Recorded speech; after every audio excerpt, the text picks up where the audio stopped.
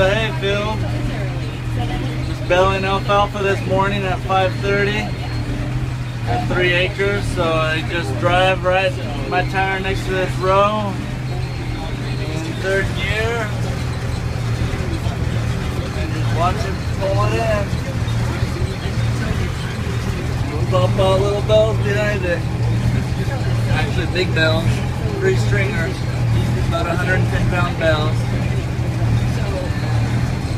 One's about ready to pop out right now. Let's see if I can get it.